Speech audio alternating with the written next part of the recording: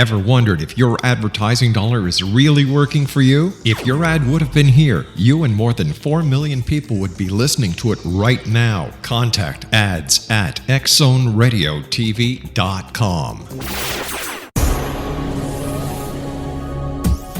This is the X-Zone Broadcast Network, broadcasting worldwide on broadcast affiliates and satellite program providers, including CNN Broadcast Network, Sirius Satellite Network, Star Media, Good News Radio Network, Angel Broadcast Network, Wiki Broadcast Network, and WPBN TV. For more information on the X-Zone Broadcast Network, visit us at www.xzbn.net.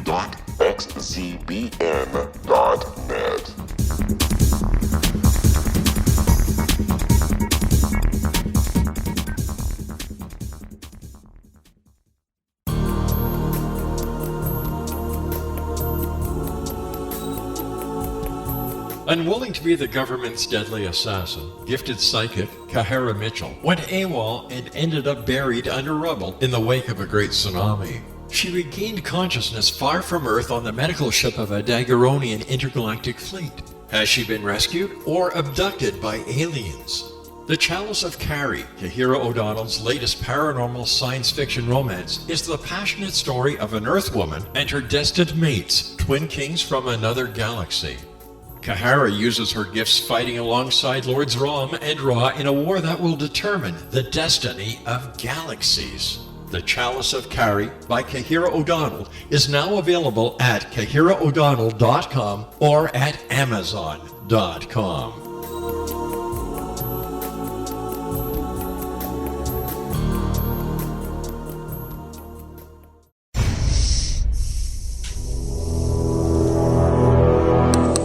The X-Zone radio and TV show is largely an opinion talk show. All opinions, comments, or statements of fact expressed by Rob McConnell's guests are strictly their own and are not to be construed as those of the X-Zone radio and TV show or in any manner endorsed by Rob McConnell, Relmar McConnell Media Company, Talkstar Radio Network, its affiliated stations, or employees.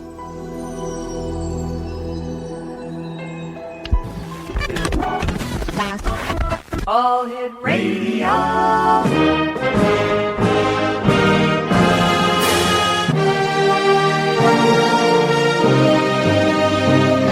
Welcome to the X-Zone, a place where fact is fiction and fiction is reality. Now, here's your host, Rob McConnell.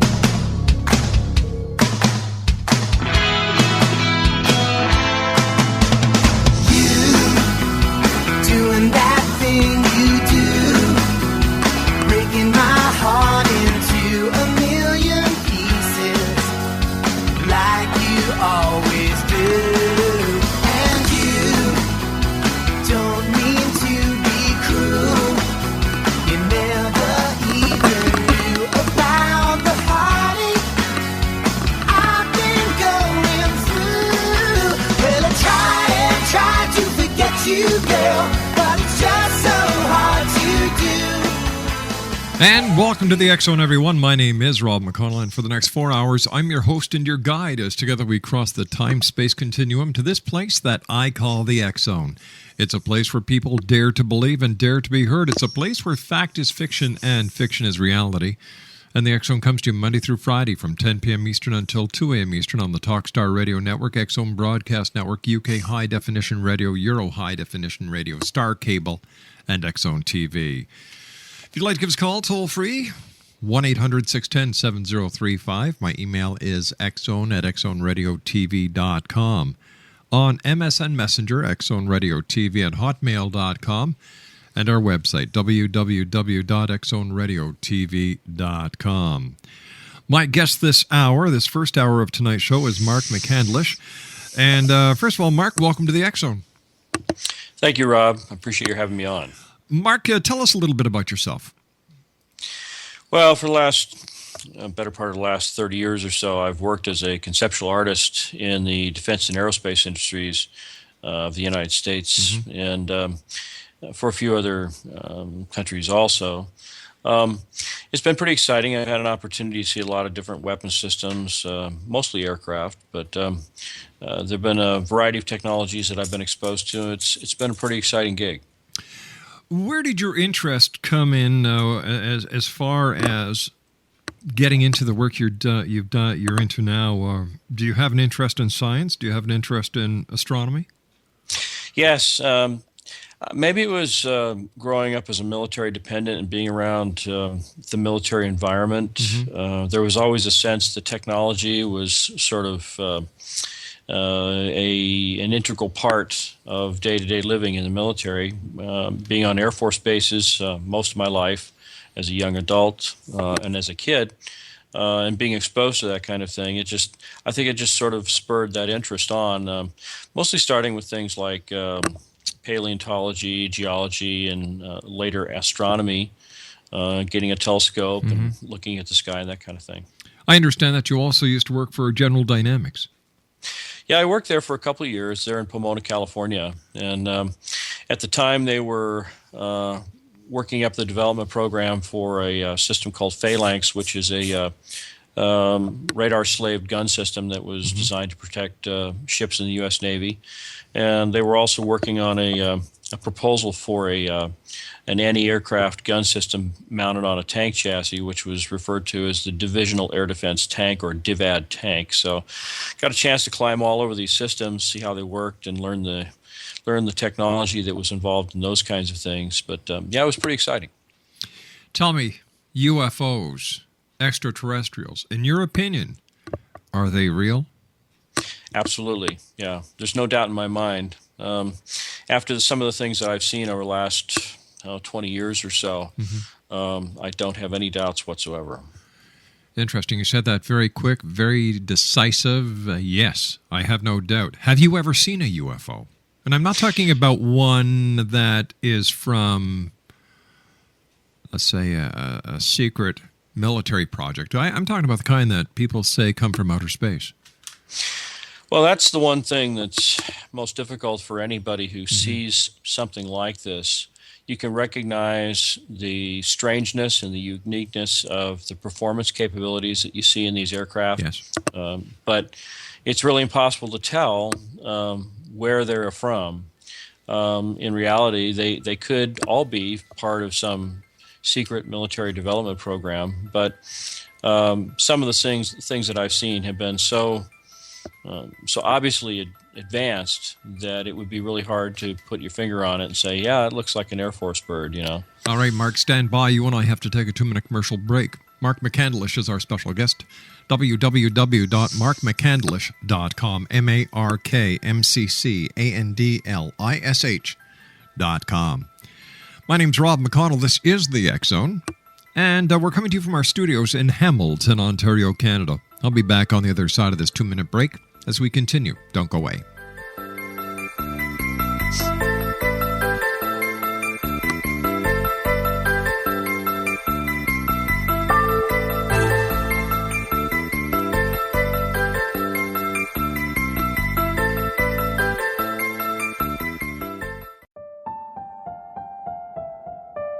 Nicholas P. Jennings is a lover of humanity and a seeker of truth. Using facts and not opinion, he exposes misconceptions spread by religious and political organizations. While theology, engineering, and science were his fields of academics, history, philosophy, and humanities are his fields of research. His article entitled "The Obama-Iran Nuclear Deal Must Be Stopped" exposes lies by Obama to approve a nuclear deal.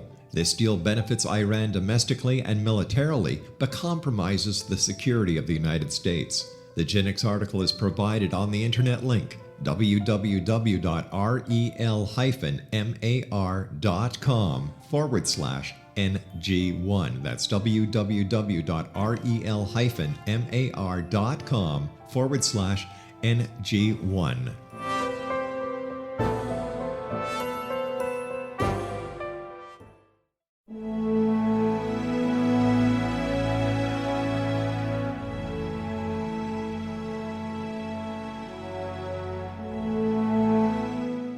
Call him Reef. Reef is your host. Reef is your guide. Are you happy?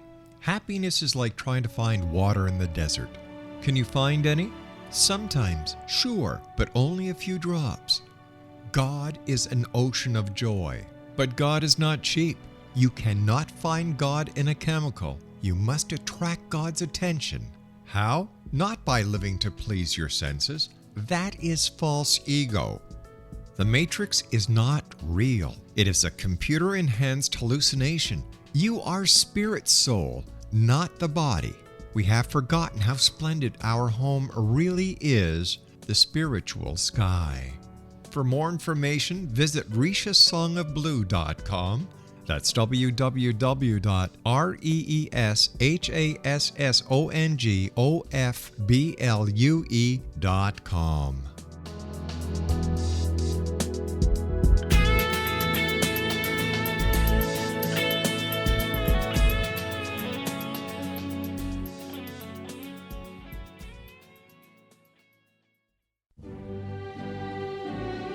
Fartlets, fartlings, pongies, and honkers. They have so many names, makes you go bonkers. Rear tempest, butt bubbles, bottom burps, all aside. Why does it smell like a little rat died?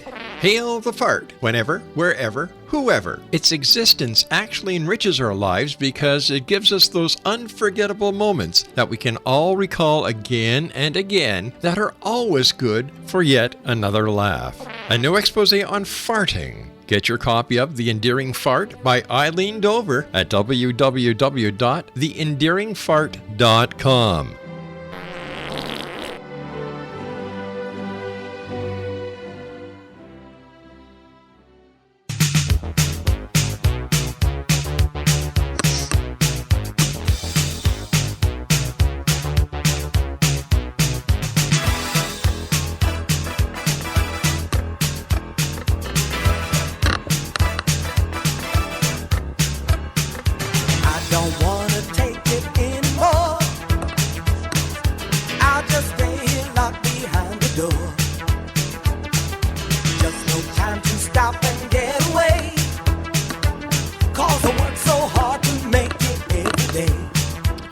Exonation, Mark McCandlish is our special guest. And Mark, does the United States government have advanced propulsion systems, perhaps some night that even get us interstellar capability? Well, I've certainly seen plenty of evidence that they do. Some of the things that I was directly involved in were high-speed, hypersonic air breathers, more conventional. But I had an awful lot of contact with people from Lockheed and other defense contractors that indicated that we had not only a high-speed air-breathing type of vehicle that was out there, and not only being experimented with and tested, but also some that were in deployment around the world, but also a kind of field propulsion, anti-gravity, if you will, that's been on the drawing board since the late 50s. Apparently they had some breakthroughs in the early 1960s and had something working by about 1965-66. You know, mainstream scientists scoff at the idea of off-world or alien civilizations having the ability to traverse the vast distances between stars. But is it possible, Mark? And if so, how? Well, that's a great question, Rob. Yes, it is. And, you know, people think in terms of rocket ships here on this planet. It's what we've seen for most of the last half century. And but the real key to being able to travel those incredible distances between two stars is really dependent on being able to find the energy you're using to power your propulsion system right in the environment itself. It would be kind of like finding a way to use solar power from all the stars around you as a power source. And so that's really what this technology is based on, is using pressures, or I should say energy forms in the environment that can be converted into a propulsive force, and that's how they work. And so the real question boils down to how fast can you go with a system like that. Now, back around 1994, there was a gentleman, a scientist over in the UK by the name of Miguel Alcubierre, who wrote a paper about the theory behind a warp drive system, something like the kind of technology that was envisioned by Gene Roddenberry in his Star Trek TV series. And in fact, he was proposing that, one of the things that Einstein had always talked about was that it was really impossible to accelerate up to or beyond the speed of light, because as you do so, the mass of your vehicle increases. It increases exponentially to the point where you simply cannot have enough fuel to continue accelerating or propelling the craft forward. Well, the reason that was true, and you'll find that mass itself is a variable quantity. As you accelerate, it increases the mass of your vehicle. As you decelerate, that process reverses itself. So we know that mass is a variable effect. It's not so much a quantity. It's not like the weight of your vehicle increases. It's just that the force resisting further acceleration increases. And part of the reason for that is that there is an energy form embedded right in the fabric of space-time. The technical term is quantum zero-point fluctuations of the vacuum, otherwise known as zero-point energy. It's also been called scalar waves, longitudinal waves, psychotronic energy. You hear a lot of different terminology, but basically it's an energy form that's embedded in the environment, and it's responsible for the effect of mass. In fact, when we were going through school and studying physics and things like that in high school and other educational forums, one of the things that was never really explained, when you talk about the laws of thermodynamics, entropy being one of them, things tend to slow down because of friction and forces in the environment like gravity or wind resistance, what have you. But it was never explained to any of us why it is that the subatomic particles in the atom, like the electrons that are spinning around the nucleus of the atom, there's no indication that entropy or these frictional forces that would slow things down, there's no evidence that any of these kinds of things affect the structure of the atom. In fact, the atom itself is a perfect model of what would be called a perpetual motion device. And the reason for that is because it's drawing the same zero-point energy out of the environment. That is literally what keeps all of the structure of the atom in motion all the time, why it never slows down and never stops. Now, imagine, if you will, that you have this little device sitting in front of you on the desk that looks like a little solar system. It's a model of the atom. You have a nucleus in the center that has protons and neutrons in it, which are also spinning and turning and things like that. You have the electrons around the outside that are all moving, but if you're able to measure the mass of that atomic structure, you find that it has one value at its steady state point. It's where it's at rest, so to speak.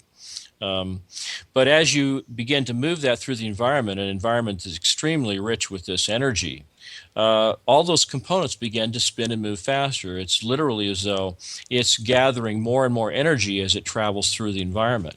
It'd be the same as if you're walking slowly through a rainstorm, it's sprinkling and you get a little wet, but if you sit on the roof of a car that's moving 60 miles an hour, you get drenched, even though the dispersant or the dispersal of the raindrops is the same. And so that's basically what Einstein was saying, is as you move through the environment, you gather more energy, the components inside the atom begin to become more energized, and as a result, they exhibit a higher mass. So the propulsion systems that we're talking about are actually drawing that energy out of the environment, and energy is conserved, so to speak, because you're actually using it to create propulsive force.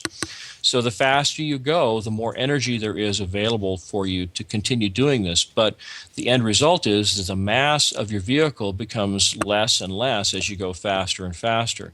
And so as you approach the speed of light, you have nearly an infinite amount of energy you can draw from, where your mass is probably less than it would be in your steady state condition where it's not moving at all. So in a sense, the vehicle becomes light as a feather, and you have practically the entire power of the universe driving you, pushing you forward. So at that point, breaking the light barrier really becomes a reality. Son of a gun. How close are we to this technology, or does it already exist? It already exists, and when you look at what they were actually calling the early prototypes of this technology, the alien reproduction vehicle, it becomes pretty obvious that, at least to the insiders that were involved in this at Lockheed and other defense contractors, that they probably back-engineered something from a vehicle that was from another star system that crashed here on this planet. Being machines, this is the one thing that most people don't really consider. You think about any civilization that might be advanced enough to build a machine that could actually come here in the flesh. That just like our cars that are manufactured on a production line, some have flaws. Somebody might have made a mistake somewhere on the production line, and here they are, light years away from home, and they have a flat tire. And the next thing you know, one of our guys comes along and says, "Hey, I want what you've got," and they take it and try to take it apart if they can get it apart, and figure out what makes it work. And that's what the basis. That's really what back engineering is all about. What is your opinion of the Roswell crash of 1947? Well, from the things that I've heard within the defense and aerospace community, it really happened. There's been a lot of diversionary tactics employed by the military and the U.S. government to suggest that it was a special balloon that would send detectors aloft to see whether some of our political competitors around the globe were testing nuclear weapons and things of that nature. And another one involves some, what the military has as the kind of a crash test dummy for aircraft ejections and things like that, which they were using to account for some of the bodies back in the early 1990s, I think it was. But, I really believe that, not only did it happen, but that it's been one of probably 70 different crashes that have occurred over the last 65 to 70 years. So tell me, why do you think the government of the United States and other governments of the world are suppressing the information and, perpetrating a conspiracy and cover-up to the citizens of the world if, in fact, these craft have visited us from other planets and that we're using the technology that was back engineered from them? Why the secrecy? That's a great question, Rob. I have to say, as someone who had a security classification of secret for a time, both in the military and later working with a number of defense contractors, that when you've got an ace in the hole with a technology that is so incredibly advanced beyond what your contemporaries around the world are using. I mean, if you have a propulsion system that can take you from point A to point B on the globe in under 10 minutes, inside the atmosphere, not producing a sonic boom, in many cases invisible on radar, and use that propulsion system as a weapons platform, you've got something that gives you such a tremendous advantage strategically and tactically that you never want to shine the light of day on something like that, because it's obvious that once the existence of something like this is known for a fact, everyone else is going to be out there trying to figure out how you did it, right? How you were able to build it, what the technology is, how it works. So basically, it's a matter of national security. It really is. But, the flip side of all of this is that the technology that's employed in this propulsion system also happens to be one of the most efficient and one of the most, a system that would not be harmful to the environment if it was employed at a low energy level. We're not warping the fabric of space and time around the power production system. But you can produce a tremendous amount of energy with these systems. And the only downside is that you have to keep it within certain limits, because as you do so, the actual mass of the power production facility begins to become reduced. Even working in the vicinity of something like this, you'll have the sensation of being able to move more freely, more easily, but it's almost like being weightless in one sense, because you're drawing the very energy out of the environment that's responsible for your sensation of mass, your sensation of weight. Mark, stand by. Very interesting conversation. Thanks very much for joining us here on the X-Zone. X-Zone Nation, Mark McCandlish is our special guest. His website is www.markmccandlish.com. That's MarkMccandlish. We'll be back on the other side of this news break as the X Zone continues from our studios in beautiful Hamilton, Ontario, Canada. My name is Rob McConnell. Don't go away.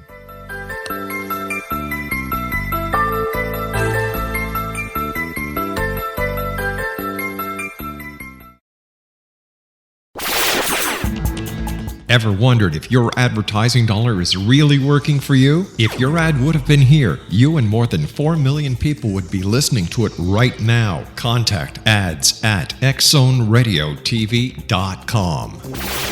Little children aren't the only ones afraid of the dark. Millions of soldiers return from war zones with PTSD, anger, frustration, fear, and loneliness, much of which surfaces during the darkness of the night. You have the chance to change the lives of these American heroes. Songs and Stories for Soldiers.us provides free MP3 players for these men and women. With a list of 3 million songs in 16 different styles, 100,000 audiobooks, and 30,000 old-time radio programs, every veteran can find something to soothe and comfort them at no cost. All our players contain an 8-hour audio program designed to help veterans fall asleep. With 1,500 plus vets now participating, it's our goal to deliver 10,000 audio players this year. Go to our website at songsandstoriesforsoldiers.us. Help us help a veteran make it through the night. Wouldn't you love to know the secret to everything? Well then, meet Dr. Kimberly McGeorge and her cutting-edge breakthrough knowledge that combines science with possibility. Dr. Kimberly brings real-life answers and healing to those open to alternative solutions. She teaches solution-based programs and classes that will change all areas of your life forever. Specializing in conscious creation, intuitive readings, and energy medicine, you can rapidly shift health, relationships, business, and money and abundance challenges quickly. Receive her best-selling book, Secret to Everything, at no cost by going to secrettoeverything.com/XZone. That's right, transformation can start now. Just go to secrettoeverything.com/XZone and receive Dr. Kimberly's book for free.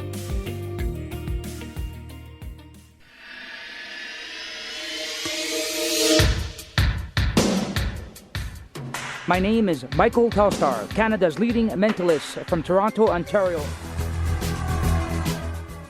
Hi, my name is Splenda, and you're listening to my dad, Rob McConnell, on the X Zone. This is Psychic Dorothy from St. Catharines, and you're listening to Rob McConnell. Hello, my name is Holly Reeves, an astrologer from Astro For You, and you're listening to Canada's #1 paranormal radio show, The X Zone, with Rob McConnell. Welcome to The X Zone, a place where fact is fiction and fiction is reality. Now, here's your host, Rob McConnell.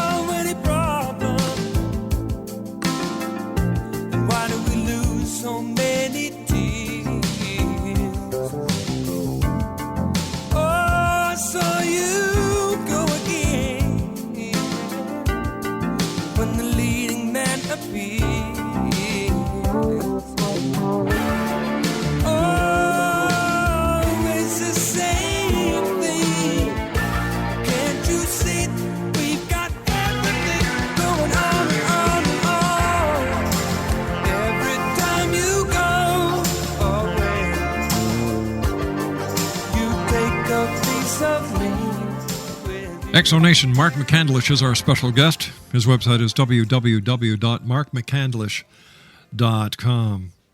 Mark, is it possible that some of the weaponry that you and I have been talking about for the last half hour have actually been used in conflict scenarios around the world? And is it also possible, Mark, that the majority of UFO sightings that people are reporting are actually these craft in flight?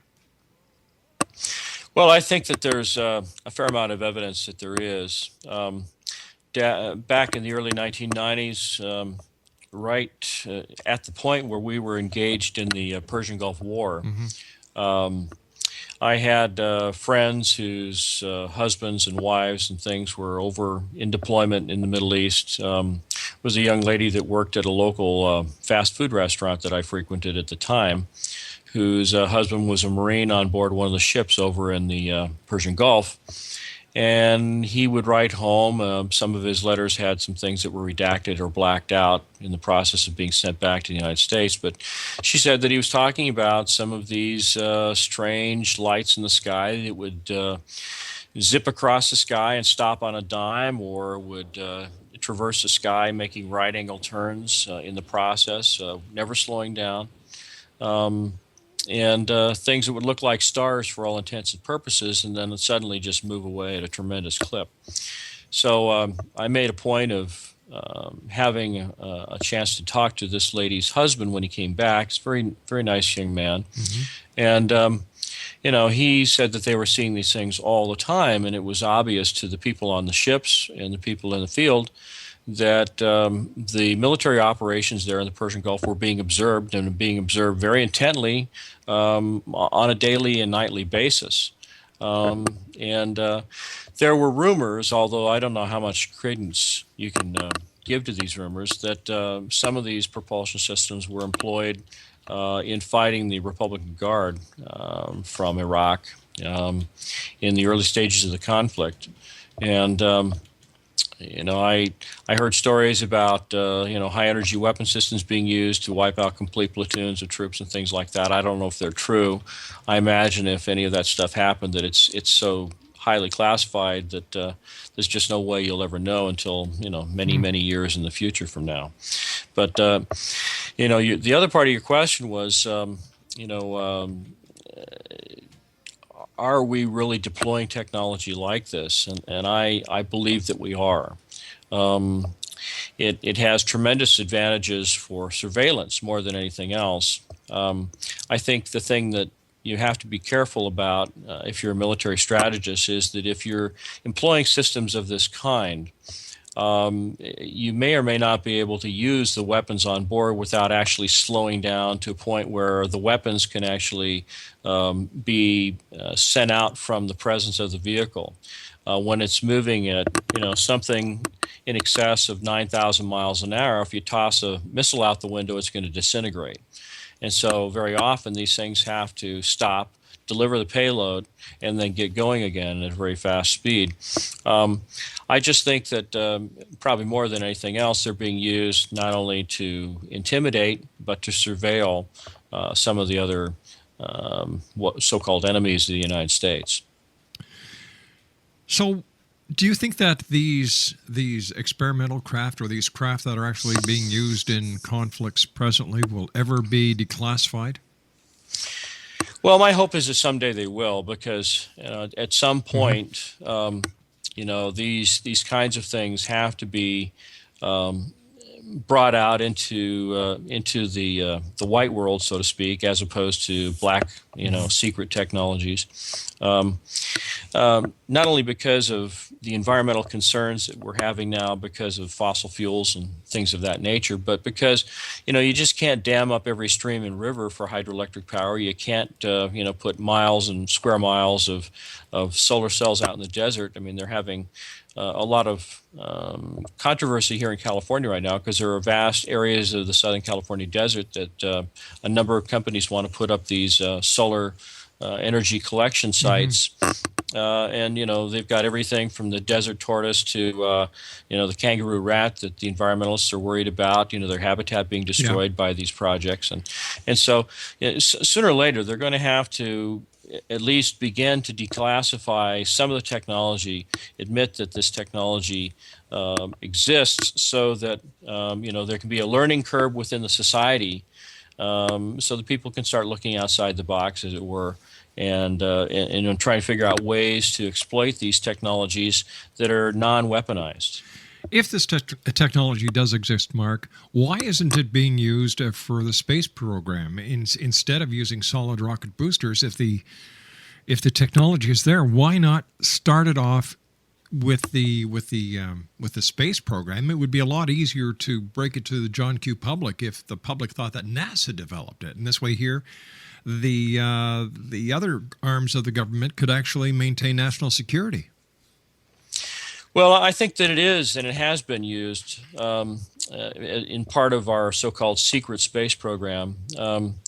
There seems to be some evidence that such a program may go back several decades. I remember talking to one of the other Disclosure Project witnesses back in 2001. It was a young man who said that he was brought in to repair some photographic equipment that was having some kind of a little system failure at Langley, where the CIA is based, and noticed that there were a number of diplomats from other countries that were gathered in this room looking at some photographs spread around a table, and these photographs had been taken by an early moon orbiting satellite that photographed what appeared to be fully developed bases on the backside of the moon.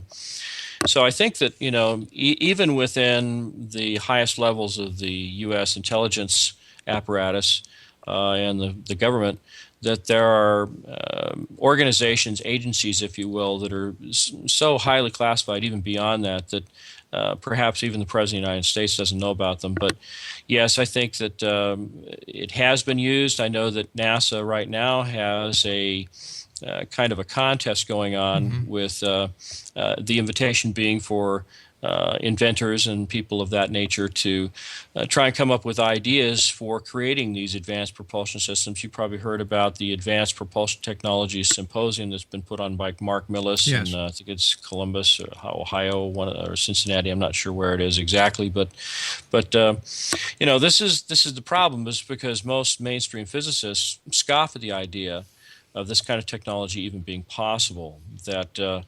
I've corresponded with a few physicists who will laugh and say, "Oh, it's not even wrong. That's simply impossible."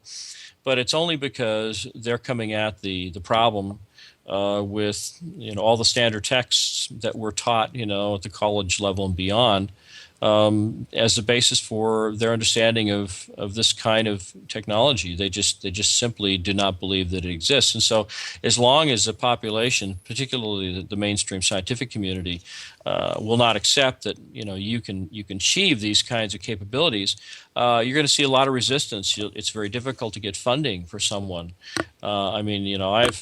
I've had offers from some people who want to know, well, if you had the money, could you build something like this? And chances are I could probably get a pretty long ways down the road towards doing just that. I may not have all of the technical know-how or the mathematical understanding of how you would put together something like this, but I can tell you that from everything that I've gathered over the last 20 years regarding this technology, I have a pretty good idea not only what the materials usage is, what the orientation of the components would be to make a system like this work, because I've talked to so many people who've actually had hands-on experience or have parents or relatives who've had hands-on experience in working on things like this. So there's no doubt in my mind it exists. It's really just a matter of, putting together a team and a group of people that would be able to figure out all of these little questions that need to be answered on how you would do it. So where does the government or the military keep all these super secret prototypes or super secret aircraft? Well, with the advent of satellite surveillance on both sides of the continent, or both sides of the world, I should say, you really can't leave these things out in the open, especially at the daytime. I think this is probably one of the reasons why there are so many vehicles that are misidentified or thought of as being, triangles or UFOs or what have you. People see lights in the sky, and if it's a long ways off, it could be anything from the planet Jupiter or Venus to a shooting star. And in fact, most of these things that I've seen were operational at night, which makes it really difficult to sort of discriminate between whether or not what you're looking at is a conventional aircraft or a meteor or just, a very high-speed but very advanced conventional propulsion system. So, most of the activity that's going to happen with a system that's been developed by the military is going to occur in the dark of night, usually in the wee hours of the morning. And I would have to say that probably the most common method of storing and housing these vehicles is underground. I've talked to so many people who've seen vehicles coming and going from various locations, but if you get out a powerful telescope and put yourself up on a hill somewhere, you can't see anything on the ground.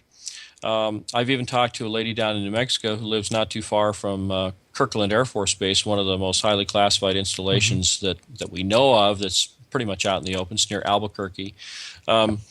She has actually seen vehicles of this type emerging right out of the side of a cliff near where she was camping. And she said that for all intents and purposes, it looked like this vehicle just flowed right out of the material of the cliff itself, just like it was coming out of a big rock-colored piece of Jell-O, just coming right out of the material. And so obviously they have some way of bending space-time so that material objects are able to be penetrated, or at least you create the illusion that there's a material cliff there, when in fact it might be some kind of a holographic projection or an image that obscures a tunnel opening or something like that. In all the years that you've been doing what you do, Mark, what has been the most amazing craft that you yourself have witnessed? Well, it was December 13th, 1989. Well, there have been several. I think this was probably the first and most dramatic sighting that I had. Oddly, I had spent an evening at the home of someone claiming an abduction experience on the 11th of December 1989 and had some really strange things happen there. And 2 nights later, I was out for the evening with my girlfriend celebrating our anniversary, and we were sitting at a traffic light right near the Ontario airport, and that's in Southern California, not Canada, looking north to a mountain range that's just north of that community. And as we're sitting at this traffic light on a freeway overpass, out of the corner of my eye, I saw this brilliant bluish-white ball of light coming up from the southeast, traveling at a tremendous velocity. I kind of plotted the time to distance on a map, from point A to point B in, half a second. And it turned out that this thing was traveling something on the order of 9,000 miles an hour, at least relative to the ground. Had a very obvious glowing ionization trail behind it. And it came right down in front of the mountain range there, right near Mount Baldy and some of the surrounding mountains in the, I guess it's the Los Angeles mountain range. And it made a right angle turn in front of the mountains, ran parallel to the front of the mountain, so it was basically crossing in front of me, and then made another right angle turn, climbed slightly, and then it began zigzagging down through a canyon right near Mount Baldy. Now, if you take a look at Google Earth, and this is right in the vicinity of a community called Rancho Cucamonga. There really is a place called Rancho Cucamonga. And but that particular canyon moves straight north and actually comes right out of the mountain range just south of Edwards Air Force Base. So, but this entire thing that I saw was probably about 1.5 seconds long, and it traveled all that distance, and it was so fast that if you'd blinked, you would have missed it. Mark, stand by. You and I have to take our final break for this hour. Exo Nation, our very special guest this hour, Mark McCandlish. His website, filled with information, www.markmccandlish.com. That's MarkMccandlish.com. My name's Rob McConnell. This is the X Zone. We'll be back after this break. Don't you dare go away.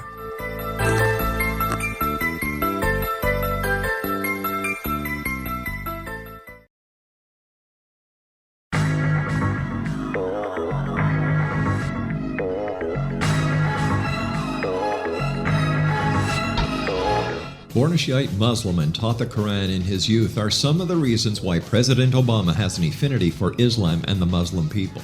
His nuclear deal with Iran allows them to obtain over $150 billion to stimulate their country domestically and militarily while pursuing their objective to develop a nuclear bomb. A groundbreaking article by Nicholas Jennings titled "Obama Continues to Lie to the American People" exposes many lies Obama has made. It includes lies to the American people on the Obama-Iran nuclear deal and Benghazi. The Jennings article is provided on the internet link www.rel-mar.com/NG2. That's www.rel-mar.com/NG2. When demystified, shamanism is an ancient science delving into the quantum level of life. Understanding and implementing basic shamanic principles can empower the individual to heal, manifest, and evolve in these rapidly changing times. Path Home Shamanic Art School is a one-of-a-kind Colorado State certified occupational school training and certifying shamanic practitioners and teachers. We also train individuals simply interested in empowering and enriching their lives through shamanism. Path Home's certification classes are in a week-long block format, enabling national and international students to participate. We also provide online classes and long-distance shamanic healing sessions as well. Discover all you can be. Enter the limitless world of shamanism today. For more information, visit findyourpathhome.com or call 303-775-3431. Ever wondered if your advertising dollar is really working for you? If your ad would have been here, you and more than 4 million people would be listening to it right now. Contact ads at xzoneradiotv.com.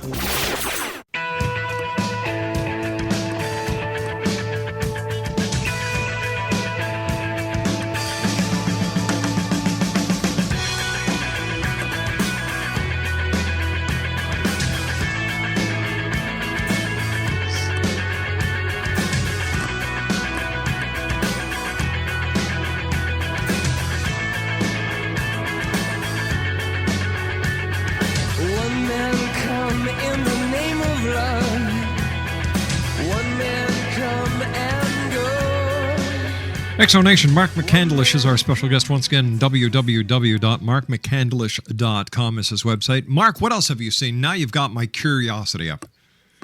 Well, I've actually seen a couple of occasions where the phenomenon that I observed really seemed to represent what might be described as the employment of traversable wormholes. I've seen this on several occasions, and it's a very startling kind of event. This was in June or July of 1993 in Southern California. I was coming back from an Angels baseball game. I was on Route 91, southwest of the community of Chino, and saw a brilliant flash of light in the sky, and then a glowing sphere, kind of fuzzy edges around it that got larger and larger as it was descending at about a 45-degree angle, just appeared out of nowhere. But what was really strange about that was that following directly behind it was a series of parallel gold-colored glowing lines, and they were all of the exact same length, all parallel to one another. And they were of the lines were of different weight. Some were thin, pencil-thin lines. Others were thick and brighter. And it wasn't until I really thought about it later that I realized what I was looking at was sort of, imagine if you have a tube of space-time that goes back to another point of origin out in space. And as you may remember from the Star Wars movie, as they make the jump to light speed, all of the dots that represent the stars out there start spreading out into these streaks that kind of converge on a vanishing point out in the distance. And that's really what I was looking at, but in reverse. I was looking back through the wormhole. And the reason that these lines all had a gold color to them was that the white-colored light of the stars had redshifted into more of a golden hue. But the funny thing is that the images of these stars was being carried along with the physical presence of the vehicle, and that was what was so striking. In fact, the first time I saw this, I thought, my God, there's been an airplane, a mid-air collision or explosion, and these are flaming particles of debris that are falling behind it.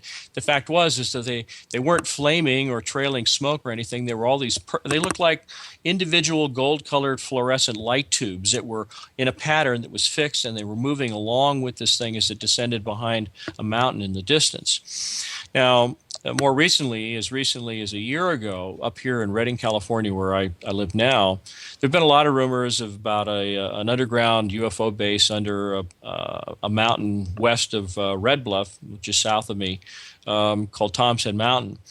Talked to a lot of people who've had sightings out there, and people who said they've seen these tremendous flashes of light.